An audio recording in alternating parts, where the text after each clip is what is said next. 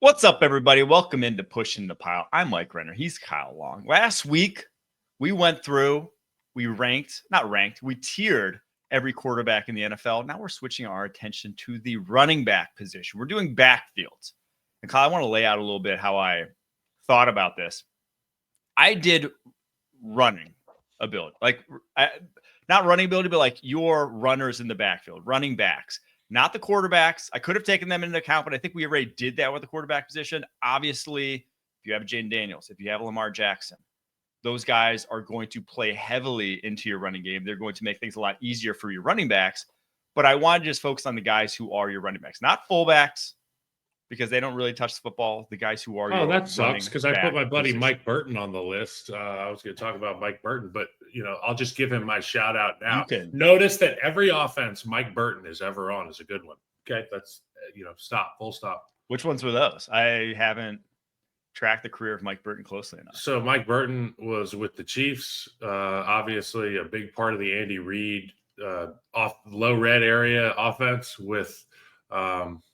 So many knives you can throw at people with a real fullback. In Chicago with me, we didn't have a great team, but we always knew that Mike Burton was in the right spot, blocking the right guy. I know there's a running back list, but I'd be remiss if I didn't give Mike Burton some love. He's in Denver, and I think he's going to be a big part of their success. He could be the guy that people fall in love with about that running game the most. Who are, before we get to running backs, top fullbacks in the league? Who you got, who you putting up there?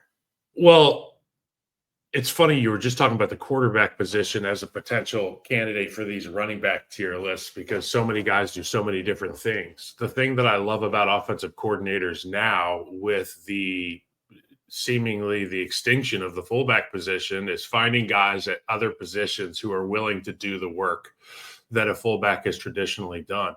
I've heard tight ends talk about I don't want anything to do with being an H-back or being a guy who's attacking the A or the B gap. But there's a certain level of respect you have for a tight end who can elegantly, gracefully get open, catch the football, make a move, make a guy miss, God forbid. Oh, wow, that's unbelievable. And then you line them up in the backfield and they're smashing faces right there with your O-line. I love it. But Mike Burton is at the top of the list for me in terms of human being and fullback. I will say, you don't get paid any extra to meet a linebacker in the A gap as a tight end. You get paid extra if you take over 1,000 yards. You get paid extra if you catch 100. I'll tell you what it does. How it does affect your pay, Mike, is when it comes time to have your contract discussions, you can have those contract discussions a year prior to when they're scheduled to take place. And every coach in the fucking room will stand up on the table and say, no. We need more Mike Renner because if we had 11 Mike Renners, that's what they say. There you go. All right, let's get to the tiers. We'll start with our favorite U tier, which is the unknown tier, because for intellectual honesty reasons, I'm not going to say where I'd put rookies. You just don't know. For every Saquon Barkley, who's this awesome prospect who hits the ground running. There's a Trent Richardson. There's a Trent Richardson. There's a guy who just does not live up to the hype of what you thought they were going to be. So I'm not going to put him in until I really see him in the league. So this tier includes the Raiders, the Chargers, obviously Raiders, Ashton Genty, Raheem Mostert as well. Chargers with Omarion Hampton, Najee Harris as well. Like if it was just Najee, this would be like a D tier team with Omarion Hampton. Obviously, I think he's going to be the lead dog there. Got to put him in the U tier. Giants, I put in this because of Cam Scadaboo, but also because of Tyrone Tracy. I mean, he was electric as a rookie. He has some talent, but the guy was a former wide receiver. He's only 2 years in to the running back position. So another guy you just don't know exactly what he's going to be this year. Browns, not only is there, RB1 a rookie in Quinshon Judkins, their RB2 is a rookie in Dylan Sampson. So we really don't know what to expect from this backfield. New England Patriots with Travion Henderson. Pittsburgh Steelers with Caleb Johnson and Jalen Warren, and then the Denver Broncos with RJ Harvey and Michael Burton there. J.K. Dobbins as well, and Audric Estime. Dobbins, another one where not sure what he's going to be with all his injury history. So all those teams, for just intellectual honesty reasons, I put them here. But I can go through and say where I expect them to be. Let me do that first. I'll go through my tiers. You give me your initial thoughts, and then I'll probably try to give some reasoning for some of these after the fact. So okay, Raiders, I think it's an A-tier backfield. I think Ashton Genty, what he was as a prospect, we'll get to the A-tier later, but when we get there, it has some backs that were in this conversation. One, Bijan Robinson, who just a few years ago was getting the hype that Ashton Genty was coming out, right? The last back to be drafted in that range of the draft, in the top 10. I expect Genty to hit the ground running just from what I saw from at Boise State. So that's an A-tier. Chargers, I think it's going to be a B-tier backfield. Omarion Hampton, great running back prospect. I didn't quite have him as high as those other guys that we just mentioned, Bijan Robinson, Ashton Genty, but a guy who's built for the NFL game, should join some of the best backs in the league very early on in his career. I put the Giants in the D tier just because I don't know what this backfield necessarily looks like. Tyrone Tracy, I have real concerns about his fumbles, about his reliability. 4 fumbles on only 192 carries last year. What is he going to be for them? Cam Scatterbo, there's big questions why he fell the 4th round, about his explosiveness translating to the NFL. Very slow. Obviously, a mid to high 4.6 guy coming out of Arizona State. So I went D tier. That's maybe being conservative, though, with that backfield. Browns, I went B tier. 2 of my favorite backs in this class, Dylan Sampson, Quinshon Judkins. I raved about Sampson all draft season. I think it's a great 1-2 punch, and 2 very complimentary backs as well. So B tier for them. Patriots, I went C tier. They could be much higher than this. I worry about Ramondre Stevenson's fumbles. He had 7 last year. Travion, though, I don't worry about. He hasn't fumbled since his freshman year at Ohio State. The guy's uber reliable, one of the best pass protectors, was the best pass protector in this draft class. I went C tier to kind of hedge, but could obviously be higher than that. Steelers, I put in that C tier as well. Caleb Johnson, obviously a great outside zone runner. Jalen Warren, though, was not a fit for Arthur Smith's offense last year. He is much more of a gap scheme guy, and I think looked like a fish out of water at times, really trying to run that stretch zone. So I put them in the C tier. It could be a D tier, though, with all those things being said. And then the Broncos, I loved RJ Harvey coming out. I think J.K. Dobbins, I get why he was not signed for a lot of money because of his injury history, but he was awesome last year for the Chargers. There was a reason he was a 2nd rounder back in the day.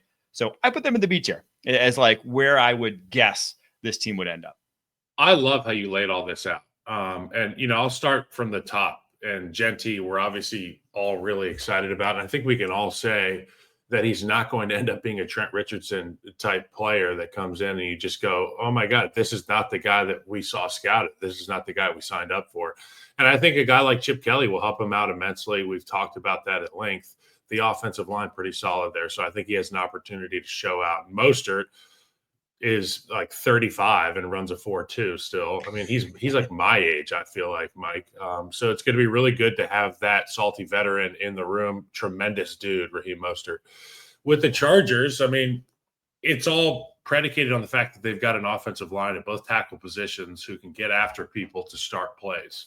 And with the style of play and the identity that the Chargers want to have, they're going to lean on Omarion Hampton a lot. And Najee Harris being there, it's the same kind of conversation I was having with Genty and Mostert. You're going to have that veteran and rookie combination. For the most part, you look around the NFL, if there's a rookie that comes into a room, let's call it the defensive line room, you're going to have one eye on that rookie like he's coming to take my job and one eye on your own stuff. In the running back room, there's only 4 guys in these rooms. They are the tightest group at least in the offensive side of things. I mean, even tighter than the O-line because there's just less guys. They need to keep one another occupied. I love the combo of an old guy, a young guy. And for the Giants, you put him in the D tier. I tend to agree because Scatterbo, you just look at his ability to get loose. I mean, obviously a very tough runner, a guy that you can feed the football time and time again, and he did so in college at a high rate. But as you and I know, these athletes are just different at the next level. So until he proves that, the 4.6 is going to get it done, I'm not going to put him in a higher tier than that. We both love Tyrone Tracy. When he gets the ball, it's a home run threat every time. And for the Browns, I really love what they've done because historically the Cleveland Browns have kicked people's asses up front and they've run the football effectively with an old school running back. And now they've got 3 guys. And to your point, they complement one another really well. I think it was Sampson and Judkins that you were talking about in terms of being complementary. The Browns, let's make no secret about it. The best success that they're going to have is when they're running the football effectively, and they've got a stable of guys that which they can lean on.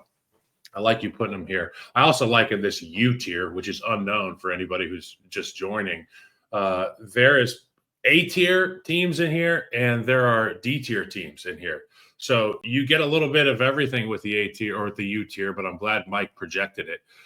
Patriots, it all depends on whether or not Ramondre Stevenson can hold on to the football. We cannot give the football up. You and I love the way that he runs. When he gets the ball, it's like old school, explosive, bell cow type running back production. But you can't have that fumble issue. That's the biggest red flag there that exists on the offensive side of the ball. Jaylen Warren, like you said, scheme fit. Man, he's fun to watch when he's got the football. He's a tough runner. But with Arthur Smith, that wasn't working. He's a between the tackles guy. And the Broncos are the one that I'm the most excited about. Obviously, everybody's excited about Genty and the Raiders, and I'm excited. Don't get me wrong. But this Broncos team as a whole, the stew that they've been concocting in Denver is a violent one, and it's one that's predicated on dominating the front seven on defense, having great players on the back end, drafting great players for the back end. But then the offensive side of the ball, they've got an all-pro on the inside. They've got a guy who is, teetering on a Pro Bowl every year on the left edge. You've got a young quarterback who's shown his ability to not only take care of the football, but extend plays with his legs. You become so dangerous and dynamic on offense. And then you throw a guy like RJ Harvey in there, and you've got a stable of backs. You've got my fullback, Mike Burton, ready to just blast people's faces. This offense is one that I can't wait to watch, and a huge part of it will be the running back room. No, I'm right there with you on the Broncos. I've made no bones about it. I'm very bullish on this team this year. I think they are going to be one of the best in the league, and I think they are the biggest threat to the Chiefs. Since the Chiefs really began their dominance, how many straight, since Patrick Mahomes took over, haven't lost the AFC West? I think this is the best team since Patrick Mahomes took over in that division. The biggest threat to them in that division. And styles make fights, right, Mike? I mean, and they're like well equipped now to take down what the Chiefs do best, right? With that secondary, with the ability now to run the football, adding RJ Harvey. I'm very excited to see what they do. All right, we take a quick break. After that, going to get to the F tier, D tier, C tier, and B tiers. Here we go. The 2025 CBS Sports NFL schedule is here. 18 glorious Sundays. He's got his receiver touchdown. Filled with rematches. Oh, the play of the year. And rivalries. Touchdown, Bengals. Plus, plenty of superstar showdowns. And an epic matchup between the Chiefs and Cowboys on Thanksgiving. Clear your Sundays beginning September 7th for the NFL on CBS and Paramount Plus. All right, F tier. I'm just going to read them off. You give me your quick reactions, then I'll provide context where necessary. It's two teams. It's not a place you want to be, but it's not going to kill you. These aren't terrible teams this year. It's the Dallas Cowboys, and it's the Chicago Bears. Cowboys, Javonte Williams, Miles Sanders. Bears, DeAndre Swift, Roschon Johnson. This makes sense. I mean, this totally makes sense. The Bears dumped capital into DeAndre Swift. There was times last year where, just like with the quarterback, not knowing what film to watch, sometimes I didn't think that DeAndre Swift knew which hole to hit. Having the right landmarks, having the right aiming points, that's the simple part of, the offensive side of the football. I never played running back, but I was in a million meetings with him. And I'll tell you, as an offensive line, if I don't pick my foot up and put it in the ground immediately and get my second step in the ground, there's things that are repeated from a terminology standpoint. In the offensive line, it's always get your second step in the ground. That's where you get power. For a running back, the thing I heard all the time was aiming point or landmark. The Bears need to hit a home run this year on getting DeAndre Swift on the same page with Ben Johnson and what he's trying to install. Because if he is, my God, it's so explosive. And I'm thinking back to a number of screens as well where he wasn't following his blockers. He wasn't staying on the sidewalk, so to speak. I like Roschon Johnson a lot. Powerful guy. Met him in person, bigger than he looks on film. Like, you meet him in person, you're like, damn, I wish they would just give him the ball 32 times a game. But a young group of running backs, Not a lot to say. It makes sense that they end up in the F tier, but knowing Ben Johnson, I'm assuming he can get some good stuff done with this room.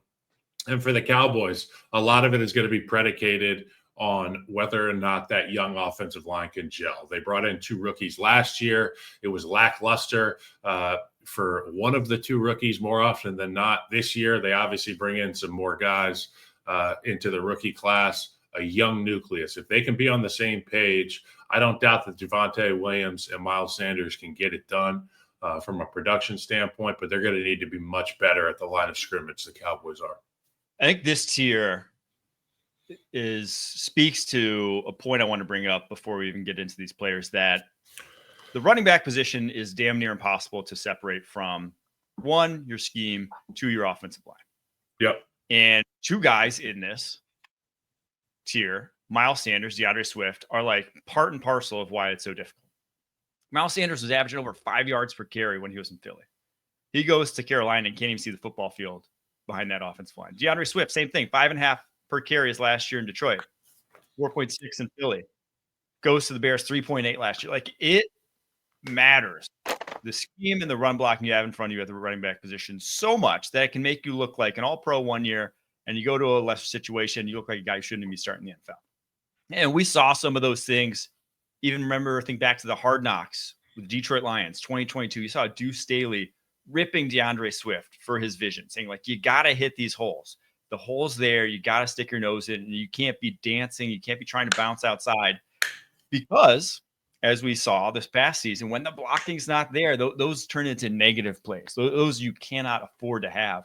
And I think we really saw that come to light with Swift. And then Sanders, obviously, just like, he was a guy when he was in Philly, when they had those great offensive lines. I mean, they had a great offensive line for like a decade.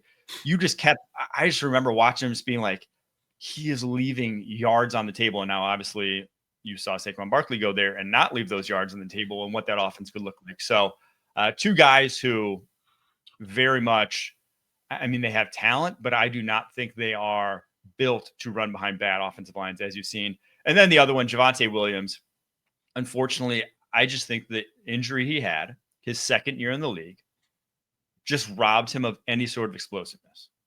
He was a guy coming out of North Carolina who wasn't explosive to begin with. I believe he was like a 4.6 guy coming out of North Carolina. He was a strong physical runner who had just enough to keep you honest. That just enough is gone after he tore ACL, LCL, and some other ancillary knee damage that he had in that injury. He does not look the same since. He had only 4 of his 139 carries last year went for 15 plus yards. That rate is just, you can't live with that in the NFL. 3.7 yards per carry, 3.6 yards per carry last 2 seasons. There's a reason he came very cheap to the Dallas Cowboys.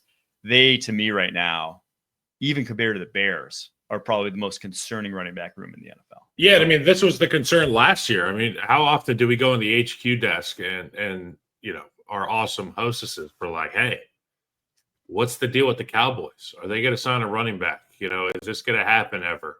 Well, you look at the running back room this year, and if Javonte Williams has a hiccup in his recovery process, if Miles Sanders is not using his vision the right way and leaving those yards on the table, we could be looking at another debacle for the Cowboys running back room. And they've already got enough question marks with the offensive line room. The gelling is the question mark.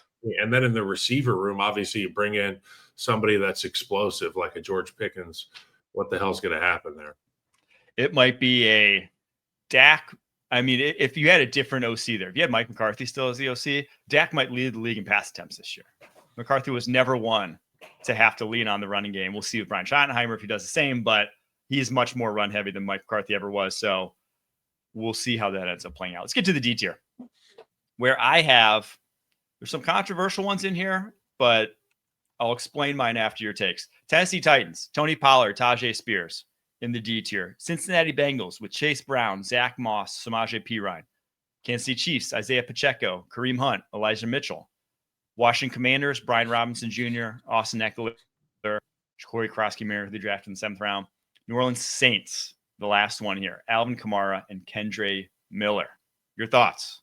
My thoughts are we must be in a really good spot league wide if some of these teams are D tier. You know what I'm saying? Like we've got some really good running back rooms coming up. When I look at the teams that are in the D tier, more often than not, I see one really effective player and then a couple guys that you could probably not hand the ball to or give the ball to a lot. When I look at the Titans, I like Tyjae Spears a lot. And couple that with who they've got coming in at the quarterback position, I think that they could become a 1-2 punch in terms of the safety net at the running back position of the passing game. I like his production out of the backfield. Obviously, a pretty decent runner. The Titans team needs to prove that they can, like a lot of these groups that are down here on the list, that they can put together a blocking scheme and make it happen over the course of 65 plays throughout the game. They need to be able to get these guys carries. They can't have their rookie quarterback out there throwing it 50 times a game. That just ain't going to work. And for the Bengals, my God, Chase Brown, he's like top 5 guys that I want to see have the football in his hand. I know that Joe Burrow's the quarterback. I know they got all these dudes making a ton of money on the outside, and they got to get them their fair share of volume. But when you give Chase Brown the football, whether you hand it to him or you throw it to him, explosive things happen. Go take a look at the Chargers game last year. Chase Brown was unbelievable. And for the Chiefs, Isaiah Pacheco coming off a year where he dealt with injury. Kareem Hunt came back from the dead. He felt like he was gone for a decade from the NFL. He comes back, and he's like a real part of Andy Reid's offense. But Isaiah Pacheco, he's the lightning rod. If he can be healthy, which is a big question mark with his running style, with the volume of carries he gets, you're looking at a guy who it could finish out either way. And that goes for any of these running backs. But Isaiah Pacheco has had a history of getting injured now. And if he can't be upright, then Kareem Hunt becomes your number one. And then you're in a tough spot. You're almost in a one-dimensional spot. I don't care how good your offensive line is, because even if you are untouched at 3.5 yards, you ain't getting to 4 yards if you're a guy like Kareem Hunt at this stage in his career physically. For the Commanders, Brian Robinson Jr., obviously a ton of fun. Great story there. Him and Jaden Daniels, fun to watch. Terry McLaurin has been in the news a lot, but I'm hoping to see him in a Commanders jersey again. Great dude, great football player. Austin Eckler, at this point in his career, his effectiveness there's a question mark, but he's got that versatility. He blocks, he catches, he runs the football. He's that veteran presence we talked about at the beginning of these segments. I like the Commanders, and with Jaden at quarterback, it makes the running backs that much more dangerous. That's just the cold, hard facts. It's like watching Lamar and Derek. It's like that's one that's just it's impossible to separate those two. You have to overinvest in your attention to the quarterback position, which leaves a lot of these running backs in good spots. And then the Saints, 2 words: Alvin Kamara. He's the only reason these guys are not in the F tier. And even though he's not himself, he's still Alvin Kamara. He earns this respect from me. Alvin Kamara, a couple things. Not as a running back, as an offensive weapon. Yeah, I agree. He's still a great pass catcher. But he has not averaged over 4.2 yards per carry since 2020. It's been a while. He turns 30 in July, this upcoming month. So anytime you see a 3 to start a running back's name, you start to get concerned. And I think he's already been on like a somewhat of a downslide. And he's never had a 1,000-yard season in his career. He's obviously always been a dynamic dual threat, and his receiving ability is great. But him alone at this point, I think is not carrying a running back room. And then Kendre Miller, obviously, he had like a blood feud with Dennis Allen, who didn't want to let him see the football field. I think he's talented, but we just don't know what he is at this point. So that one might be controversial, but so they're probably F. I don't see Alvin Kamara as the same guy. Not to say he's bad. Let's put him at F then. I think the closest team to F in this one is the Commanders, actually. They were the one team where I'm like, you watched them last year, and they just got so much play out of the fact that Jaden Daniels created so much space for this offense. Ryan Robinson Jr. So Ryan Robinson Jr., their lead dog last year. 4.3 yards per carry while facing the lowest average box count of any running back in the NFL last year. If you're going 4.3 against the lowest average box count. We call that the I dare you defense. I dare you to run the ball. I dare you to run it. Can you run it against 6 people in the box? That's just like none of those guys stand out. And the one thing I couldn't believe the Commanders didn't do in this draft. Now, I love their draft. I'm not going to criticize their draft. But we just saw what a Derrick Henry did for the Ravens. We just saw what a Saquon Barkley did for the Eagles. When you have that dynamic run at the quarterback position and you pair another dynamic guy next to him, all of a sudden it's just like kid in a candy store with your running game. It turns it into a juggernaut. This Commanders running game is on the precipice of that. I mean, it's so close to that with just Dayton Daniels, but they just have such a average tier below average tier running back room at this point in time, in my opinion, even though I love Corey Crossy-Merritt. I think he's great, but I just think that they could have added so much more in this deep running back class. The other one that may be a little controversial, the Chiefs, obviously Isaiah Pacheco, got taken the fact that he was so injured last year.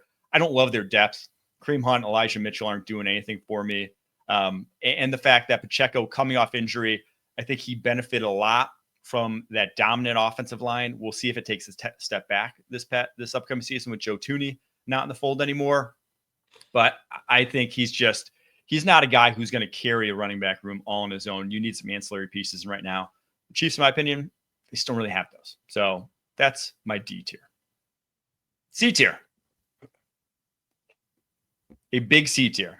And obviously with all the teams I put in the C tier and that were from the U tier, like that's what you would expect. If it's normal distribution, you're going to have a fat number of teams in the middle of it. They are Minnesota Vikings with Aaron Jones and Jordan Mason. Los Angeles Rams with obviously Kyren Williams, Blake Corum, and then just drafted Jarquez Hunter. Houston Texans with Joe Mixon, Nick Chubb, Damian Pierce. Jacksonville Jaguars, Tank Bigsby, Travis Etienne, Bashul Tutin. Arizona Cardinals with James Conner, Trey Benson, Amari DiMercado. And then the Carolina Panthers to round it out with Chuba Hubbard, Rico Dowdle, Trevor Etienne, Jonathan Brooks. Jonathan Brooks may not factor in much this season coming off his second ACL tear, but that's your Panthers. I like the C tier a lot here. This is like offenses that are fun to play with in Madden are in the C tier. Obviously, it's unfair to play with some of these A tier, B tier teams. Actually, no, I'm looking down. It's not too unfair. But the C tier is like the sweet spot, the honey hole here. Vikings, if you're in C tier, you're good. Like you're in a really good spot. You're in a good spot. You're not unhappy. You can win, and you can have a high-end running game if you have the rest of the pieces in place. I'll start with a group that has potential to have a lot of upside this year from this tier, and that's the Houston Texans. Their floor is C tier, and I think that they do have a B plus tier ceiling. I'm not out on Nick Chubb yet, okay? It takes a long time. It takes a very long time, and we've been saying that historically about him. Joe Mixon is a MFing dog, okay? I love when that guy carries the football. There's a certain attitude and demeanor he has when he carries the football, and I feel like he's a guy you can just give it to him time and time again throughout the course of a game. And with hopefully an uptick in offensive production in the passing game this year, they're going to have ample opportunity to run some of these games out, run some of these teams out of the stadium. I think that'll be a lot of fun. Jaguars, interesting group there. ETN, obviously wildly talented. And with the new OC, with the new head coach there for the Jags, there's going to be a lot to look at for that running back room. I'm interested to hear what you think about that running back room, but I want to touch on the fact that I think James Conner from the Arizona Cardinals might be the most underappreciated star in the National Football League. It's like a Hollywood action hero when he runs the football. Okay. It's like a 90s Arnold film when James Conner runs the football. Panthers, obviously, ton of fun, a lot of great names in that room, and they're only going to get better offensively. And I guess the last group that I'm going to talk about, which is the first group, is the Minnesota Vikings. Aaron Jones is a lot of fun. Good dude. Got to hang out with him this past offseason.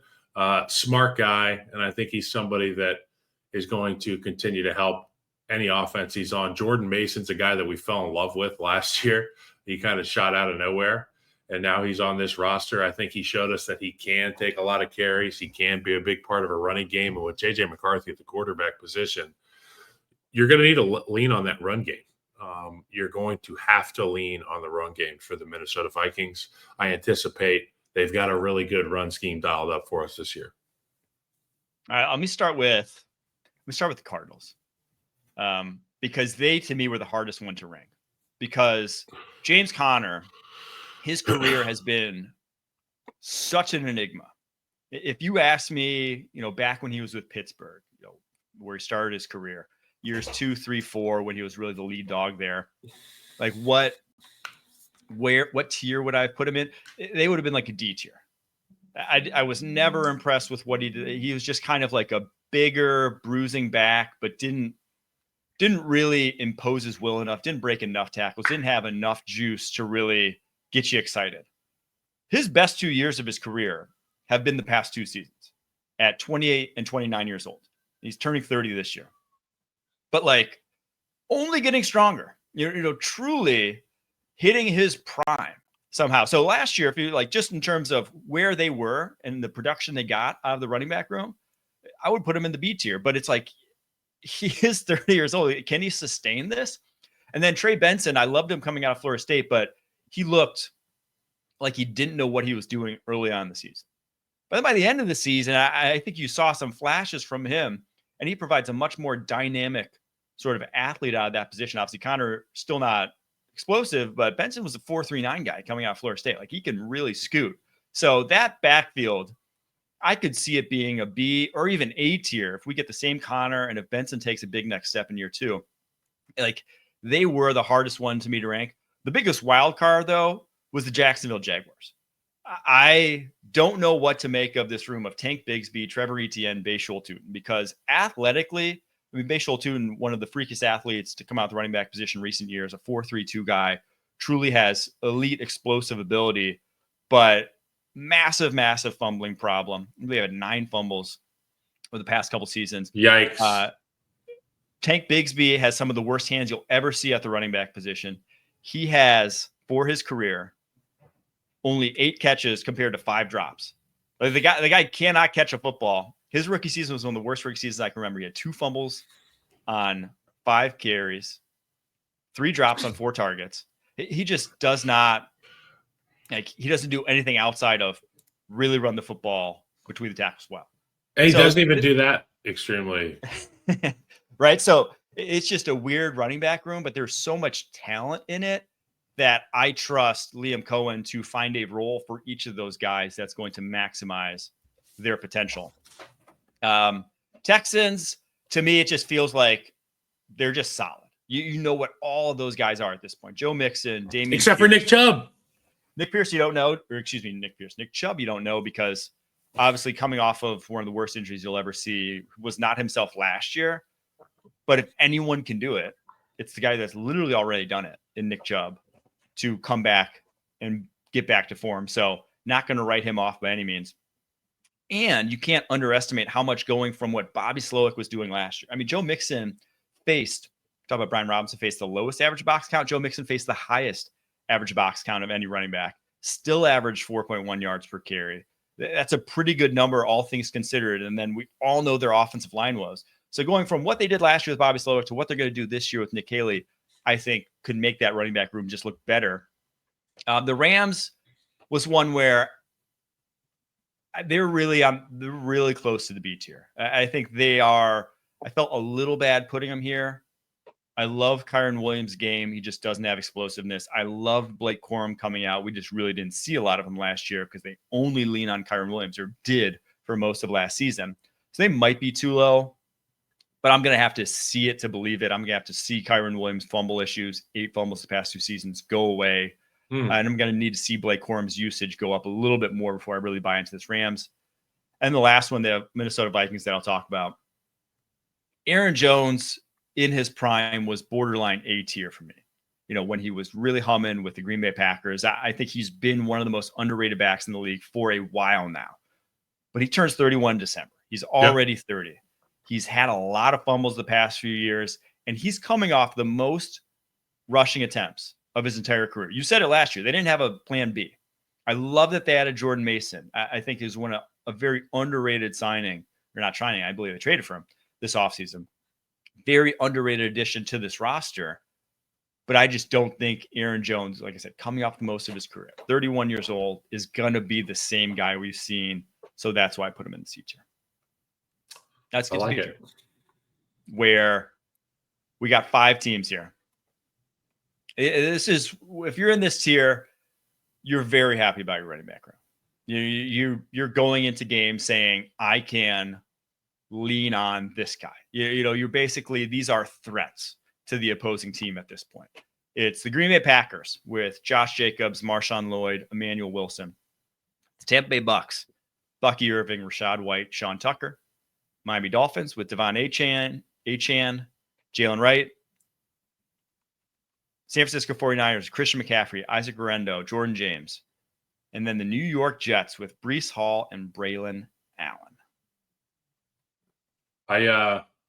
I really enjoy this tier as well. There's great tiers out here.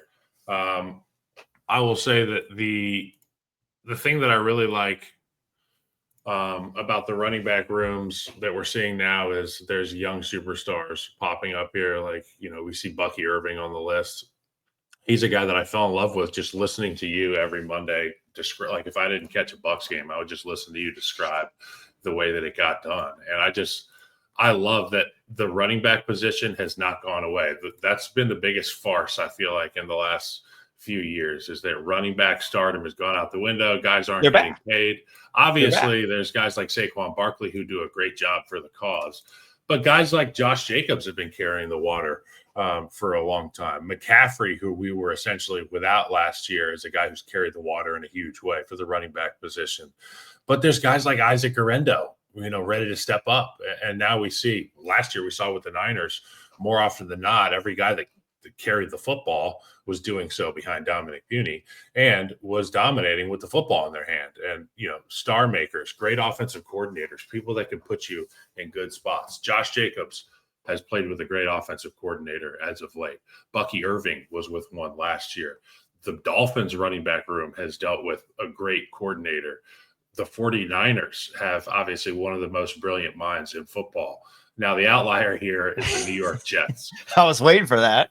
The outlier is the New York Jets. But my God, they got it right with Breece Hall a few years ago. And Braylon Allen can go. They've got to get these guys more opportunities. And obviously with Justin Fields, the running game is going to be the lifeblood of this football team. So they're going to get an opportunity to make an impression, develop an identity, get calloused early and often with the running game. The B tier is great, though. I really like this. Yeah, I think anyone looking at the Jets and looking at the production of Allen last year at 3.6 yards per carry and Breece Hall at 4.2 and being like, why are they in this tier? I would just wait until this season. Wait until you see what happens with Tanner Engstrand at OC, with Justin Fields at quarterback, and some adults in that room, right? Calling plays. I think. Not saying Nathaniel Hackett's not an adult. Obviously, he's up there in age. What they did last year at the beginning of the season was a travesty. Breece Hall, with Nathaniel Hackett calling plays, averaged 3 yards per carry. The rest of the season, he averaged 4.9 after he got demoted.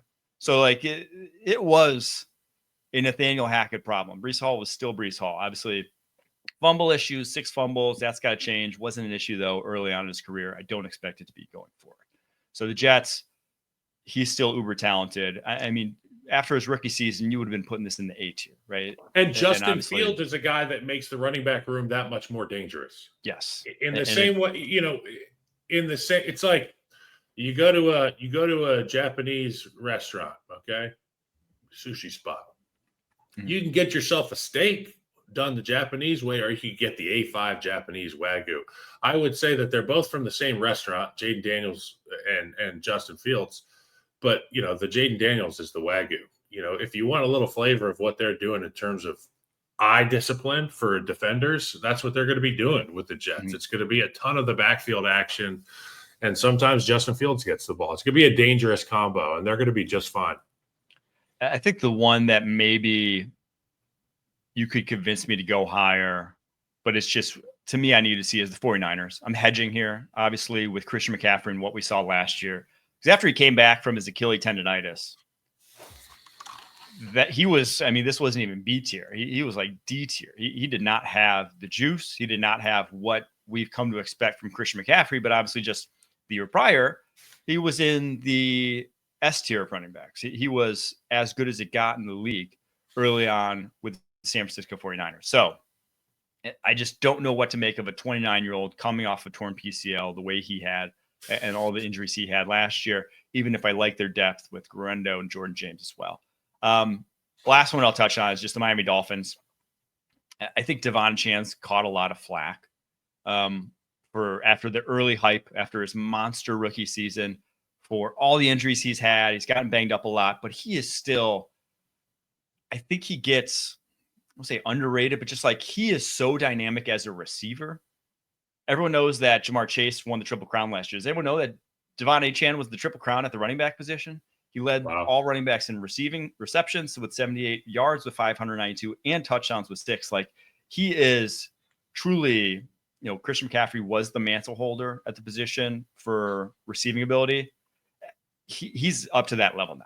It's funny to me that when you look around the league, like the Monday check-ins that the average football fan has, they're like, okay, San Francisco 49ers, how did Christian McCaffrey do? What were his numbers? Okay, so like he's the guy that you check in on. Devon Chan is not the guy that you check in on for the Dolphins. It's like, how many yards did Tyreek Hill have? Damn, he only had 76. Okay, what about the Rams? What did Stafford do? You skip over some of these players, and he's like the prime example of one of them. And he's getting it done in a non-traditional way. He's had 78 receptions, 592 yards, 6 touchdowns. Holy shit, that's impressive.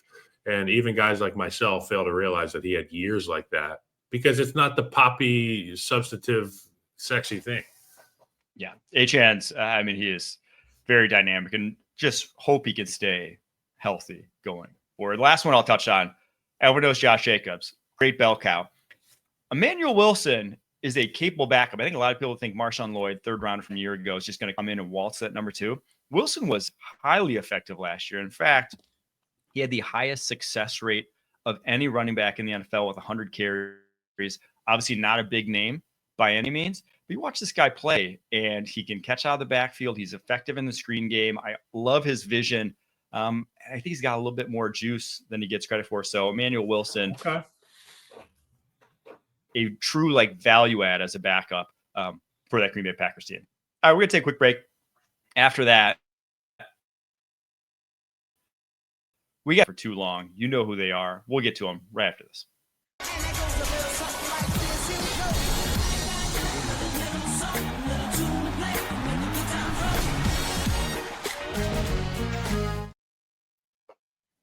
All right, let's get to the A tier. Start with Buffalo Bills. James Cook, Ray Davis, Ty Johnson. Atlanta Falcons with Bijan Robinson, Tyler Algier. Seattle Seahawks with Kenneth Walker, Zach Charbonnet. And then the Indianapolis Colts with Jonathan Taylor, Khalil Herbert, DJ Giddens, who they just drafted in the 5th round this year. There's your A tier. Start with the Buffalo Bills. Dominant quarterback. Versatile running ability. Game breaker, which means, again, the eye test for the defenders. That's where they're looking. Josh Allen. You couple that with a great offensive line, a great running scheme with Aaron Kromer's the running game coordinator, his scheme going out there every week. You have an opportunity for a running back to showcase great vision and great explosiveness once they make the right decision in terms of vision. I love James Cook. There's a reason he's in a contract dispute, because he thinks he's worth X and they're paying him Y, and more power to you, James Cook. Ray Davis, Ty Johnson, both guys that can fill in and get carries as well for this group. The Falcons are so much fun to watch. The ultimate Madden team. You get a really tough runner in Tyler Algier. Love the way he runs the football. Downhill, forward body lean. He'll get hit at 3 and fall forward for 6. You love that kind of running back, especially offensive linemen. They make us look good. They make our C blocks turn into B+ blocks because of their ability to finish. And Bijan Robinson, he's in a category that maybe one other guy is in physically, and his true ability is special. The Seahawks, Kenneth Walker, great running back. Zach Charbonnet, power puncher. I always say, can I get another glass of Charbonnet? It's one of my favorite calls on a Sunday at the Top Studio whenever we're showing the highlight film, getting ready for a Seahawks game. Love that group. Physical, and I feel like their identity in the running back room matches the defensive coordinator's identity. They're tough. They're going to be here all day. If Kenneth Walker stays healthy, this group will be a lot of fun to watch. And then the Colts, obviously, Jonathan Taylor is an absolute workhorse, the archetype for a running back, just solid. And those of you who are Chicago Bears fans, you've watched A bit of Khalil Herbert. Also, if you're a Bengals fan, you've seen Khalil Herbert. Let's hope Jonathan Taylor's enough to get it done. And you have here in your notes, only 26 years old. That's crazy. Unbelievable, Mike Renner. Jonathan Taylor seems like a 29 guy. He's been doing it for a while now, but 26 years old, good on the Colts. And obviously, if they've got Anthony Richardson back there, another one of those dynamic threats that can exponentially increase the success rate of your running back. Only 26 years old and will be 26 years old all season long. He turns 27 in January. So, yeah, Jonathan Taylor. Which of these teams, so Bills, Falcons, Seahawks, Colts, which do you think is closest to the S tier and which do you think is closest to the B tier? I think that it's probably going to be Colts closest to B tier because of the one-trick pony. And I'm going to say I think that's fair. Just because I love this 1-2 punch, Bijan Robinson and Tyler Algier. Okay. I would have gone. I think I agree with you on the Colts. I do think it lacks. I guess you got, like I said, one-trick pony. You got Jonathan Taylor, awesome running back. I just think he himself is not even like a complete running back, right? Like he does some things incredibly well. Not a pass catcher out of the backfield, not going to be a third down guy. Like there's limitations to his game that they don't really have backfilled with that room. It's just they belong here because he is himself such a great runner. I think the Seahawks to me though, Falcons are great. Seahawks to me are the closest to the S tier because not only is their lead dog like an elite back in Kenneth Walker, they have, I'd probably put Zach Charbonnet as the second best number 2 in the league right now. And David Montgomery in Detroit, and we'll get to them when we get to the S tier. He's probably the best. Zach Charbonnet is probably second best to me. I mean, he is incredibly talented. Obviously was a second rounder in his own right.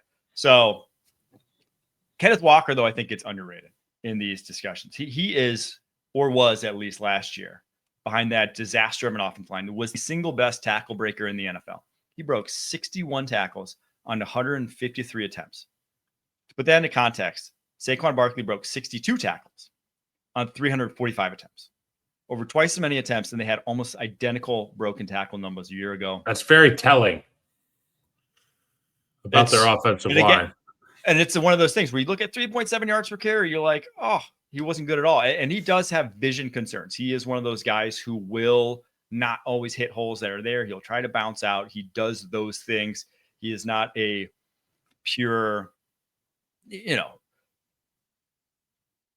like pure guy who's going to run like a running backs coach would want you to run. But he is so dynamic that it really, you're going to not care about it too much because his big plays, his ability to create them is so special. I'm very interested to see, though, how this offense runs because they went from what I would say was the most spread-heavy run attack in the NFL last year to now with Kubiak, seeing what he's done over the course of his career as the OC. They do a lot to tight end. They drafted a fullback in the 5th round, Robbie Hoods. They're going to be 2 tight end, a fullback. They're going to be heavy sets. It's going to be jam-packed. So I'm curious to see just how those guys fare, what it looks like in just a vastly different running scheme that the Seahawks are going to be doing this year. But all these teams are ones where you're featuring your running backs, right? Like they are true weapons. You have running games. All these teams do that can take over at a moment's notice. So that's your A tier. And then the S tier, I didn't even make notes on these guys. They don't need much explanation. It's the Eagles, it's the Ravens, it's the Lions. It's Saquon, it's Henry, and it's Gibbs Montgomery. I don't even have to talk about the backups for any of those teams besides the Lions. It's just, it. There's a reason why, Saquon went over 2,000. Derrick Henry was close to going over 2,000. And then the Detroit Lions, the most effective non-quarterback aided running game in like recent NFL history. You know why it's nice to have 2 really good running backs?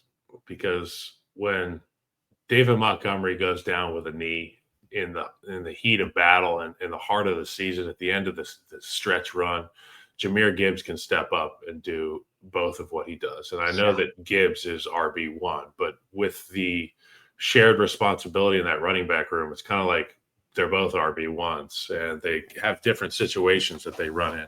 I love the Lions attack. I love the way they built that franchise, that roster. Brad Holmes has done a friggin' excellent job. And for the Eagles, obviously, same kudos I give to Brad Holmes, I'll give to Howie Roseman for just being a dog and bringing in absolute killers on the offensive line, having a guy like Jeff Stoutland in the building to be able to develop the offensive line talent, and then taking a swing of the bat on a guy like Saquon Barkley, watching Saquon Barkley play in the National Football League is like watching the best running back you could ever imagine play in high school. You remember there was always that one guy that we have in our memory bank who would go for 250 every night. It would make people miss. He would jump over the pile. That's Saquon Barkley in the National Football League. The Eagles have the rare combo of a quarterback who is a threat to run, a running back who is the biggest threat on the field, and an offensive line that's the most dominant unit on the football field. Yeah, I mean, these teams, and it's crazy because Derrick Henry's over 30. You know, if a lot of these guys have couched him and like, you know, once they hit 30, you're worried. Derrick Henry, I don't think anyone's worried. No. I don't think anyone's predicting any sort of backslide. You know, with the $500,000 he puts into his body every year, with the fact that the guy just like doesn't get injured. And he is, for a bigger back, one of the best I've ever seen at avoiding like big hits. You almost never see big collisions because of the way he runs. He uses that offhand. You know, he uses his length. In fact, he has one of the biggest wingspans you'll ever see at the running back position to basically deflect anything that's going to be a, you know, direct shot on him. So these three teams, obviously, they were the three best running games in the NFL last year. Don't expect that to move too much this year. They are your S tier. There's your running back tiers. Let us know. I'm going to make a prediction, Mike, based on this. What's your biggest beef with any of my rankings on this? Obviously, the Bears. Who did I get wrong the most? The Bears being an F tier is like, it hurts my heart. If the Bears aren't an F tier, no one's an F tier. No, okay. I think the Cowboys are the worst. No. If the Cowboys aren't an F tier. No, Bears are an F tier, but that's not your fault. That's not your fault. My dog's freaking out downstairs. I'll say this before we go. I think the Ravens are going to win the Super Bowl. Oh, good take. All right. Next show, Wednesday, receiving cores. We did quarterbacks. You did O-lines. We did running backs. Time to get to your pass catchers. That's wide receivers. That's tight ends. Coming up on Wednesday. Can't wait to do it. Until next time, keep pushing.